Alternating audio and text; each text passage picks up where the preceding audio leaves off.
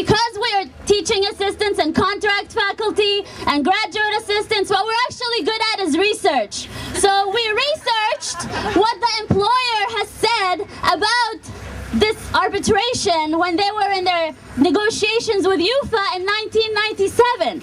And this is what our employer had to say. The administration cannot, however, agree with third-party arbitration as a means for settlement. Arbitration is not a solution to the difficult issues that divide UFA and the administration. It effectively acknowledges the incapacity of the parties to reach what is needed. A mutually agreed upon settlement and substitutes a decision that neither party owns. For UFA, as with other trade unions, the right of employees to withdraw their services is the ultimate method of resolving disputes. Thank you, York University Administration. Let's hear it for Local 3903! I want to bring you greetings on behalf of Brother Sid Ryan, our president, our entire executive board, and the 220,000 members across Ontario. I want you to know how proud we are of our local for standing up for fairness and respect for educational workers in this province.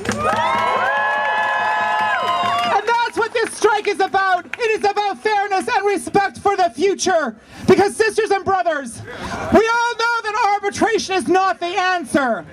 It is never the answer in a labor dispute. In fact, Rafeef said it. The administration put it in writing. It always disrespects the parties, and it never resolves the underlying problems that got us to this situation in the first place. The employer has to sit down at the table. They have to be open and honest, and they have to bargain a settlement to this dispute today. And I can pledge to you, sisters and brothers, that CUPE Ontario will do whatever it can do to continue to raise support for this strike, because the reality that we must remember, half of the teaching, more than half, is done by people who are walking this picket line. People who have to put together 2 and 3 jobs. People who are treated as contingent workers. And we also have teaching assistants who are working with poverty wages. We have a government that talks about reducing poverty. We know that the economic situation that we're in is because people didn't plan for the future. They thought about quick fixes today. We need to plan for the future. We need to have workers who are working with real wages.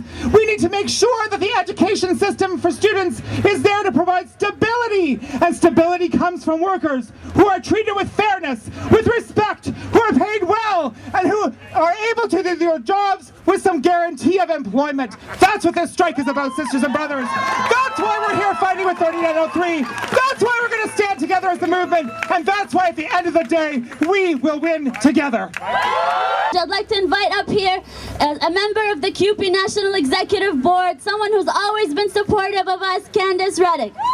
Thanks everybody for being here. I bring you greetings, solidarity greetings today on behalf of 570,000 CUPE members from coast to coast to coast all across this country. And sisters and brothers, you don't belong to the largest, strongest union in the country for nothing. We